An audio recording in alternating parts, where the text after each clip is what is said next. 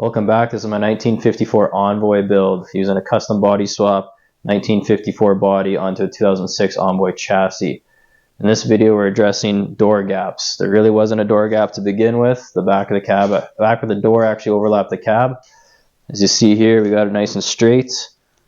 Let's get to the footage.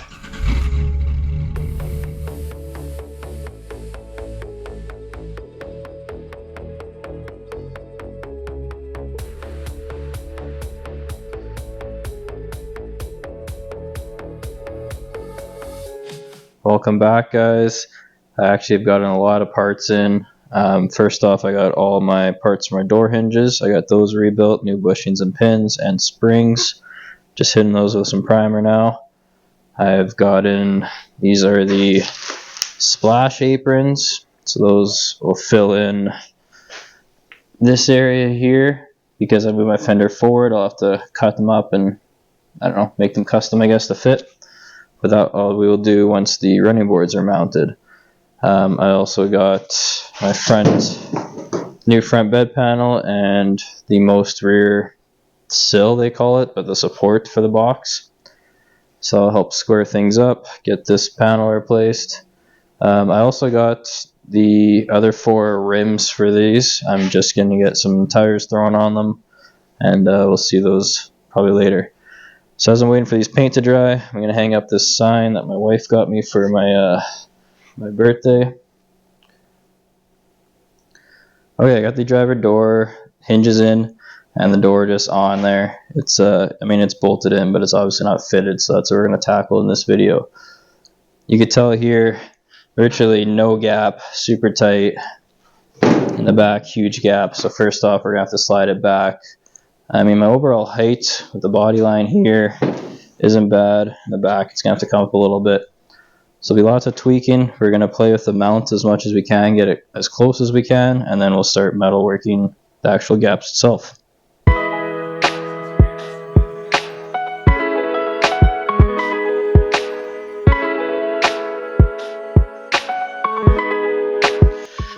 So as I loosen the bolt, I'm going to kind of pry it out.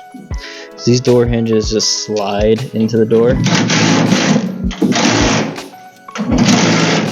So if I'm able to slide them back out, it should even up my gap front to back.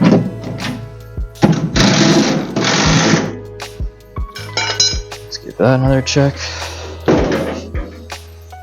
So now we got a small gap in the front, not nearly as much as I would like. So we'll keep coming back with it.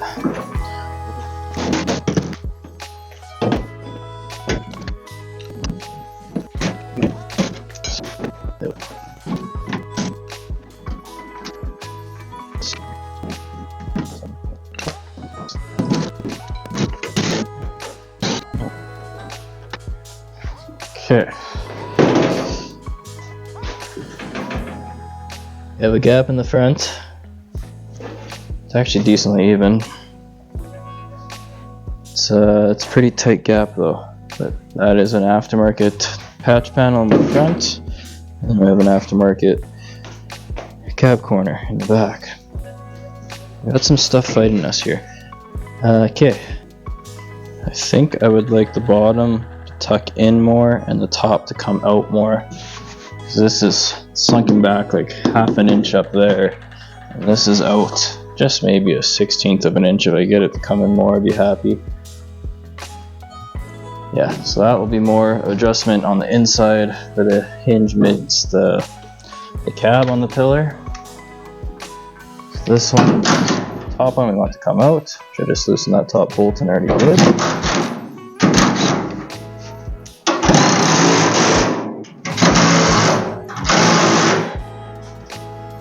Let's see if that made a difference.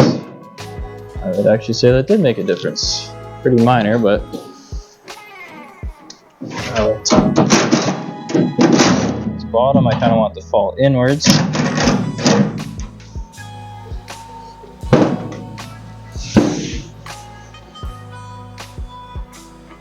That's not bad there.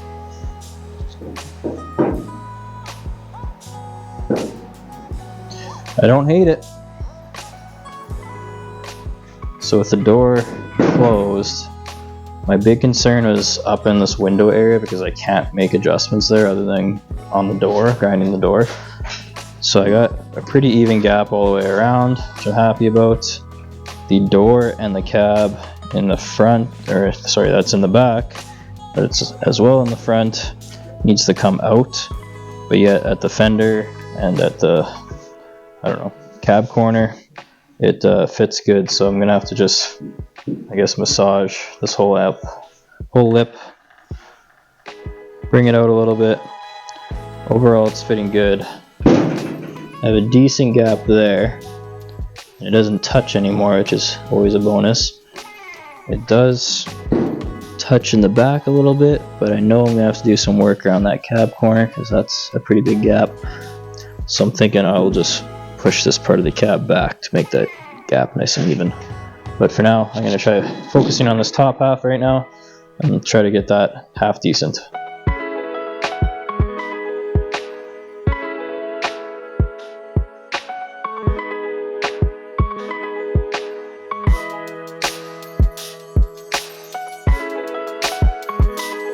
Okay, I've been playing around with the doors and I actually got it fitting half decent, but one of my big issues, let's see if I get it in here, this pocket inside where the hinge sits, see if you can see this on camera, is really flexing as I open the door because now I have the springs in the hinge.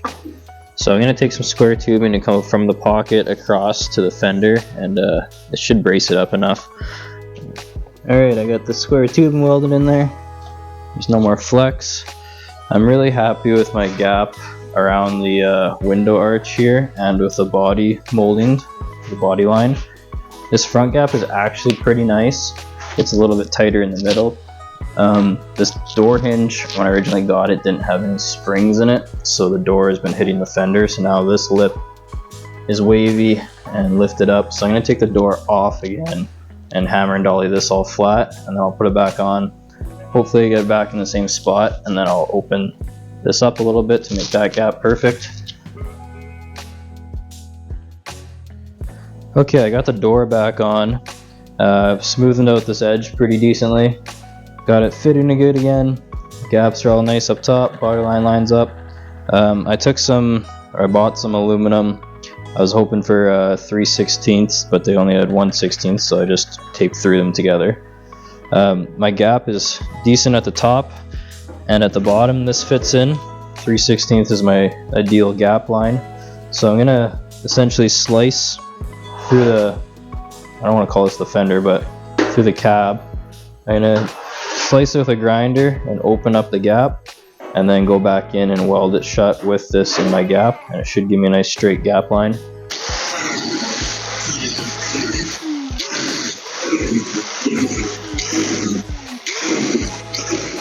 Okay, I got that cut. I don't know if you can see in the video, but it definitely moved over to where the saw blade was.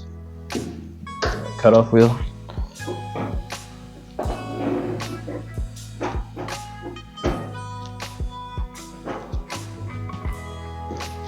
Fitting pretty good now. I go a little bit higher there, and I might take another cutoff wheel width in here to get it a little bit more of a gap.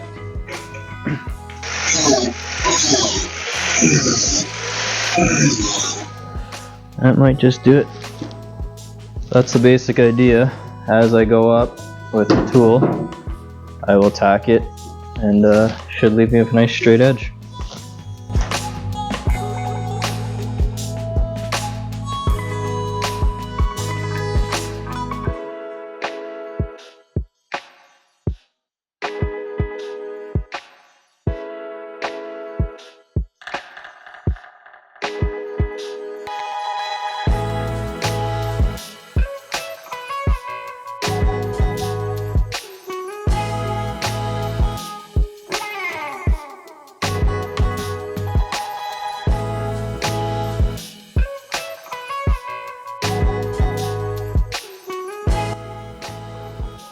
Okay, obviously still gotta fully weld it, but I'm running very low on welding gas. But you could tell the gap there pretty straight. My 3/16 aluminum guide. Falls pretty straight in the gap. Pretty happy with that. Now we'll move to the back side, which there's like no gap until you get to the bottom.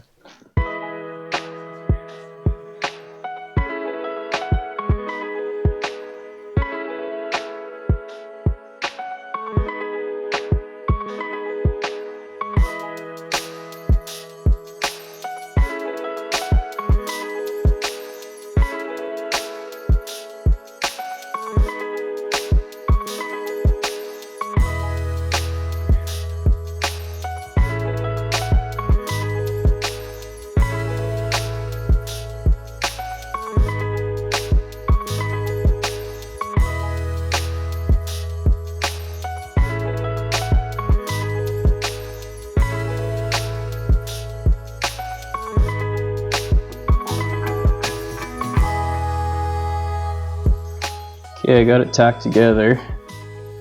I literally had no gap before, and now I got a pretty straight gap until I get down here, and it's actually too wide. So I'm gonna do the same idea, slice it here, but I'm actually just gonna move it in this time, and then I'll have a gap to fill. But I'll make it all nice and smooth and pretty.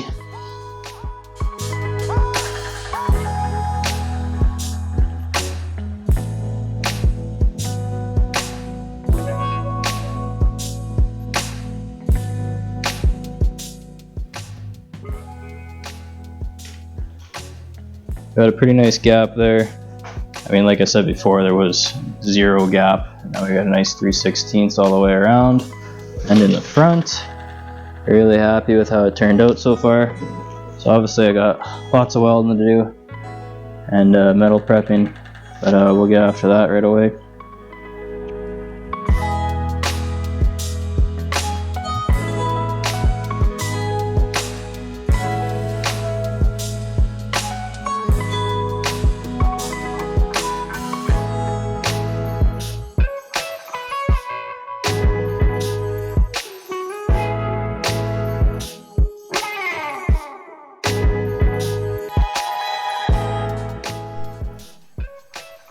So we got the door sanded, the gaps all came out pretty nice, very happy with them.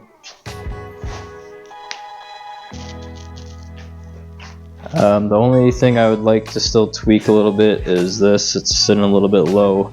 I think my whole upper door is kind of sitting low, so I'm going to try to fold it out a little bit, but I'll do that maybe in the next video, maybe not.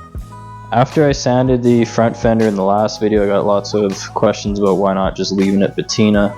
Honestly, I love these trucks when they have a nice patina, but this thing is one truck in the front end, one truck for the cab, different truck for the box.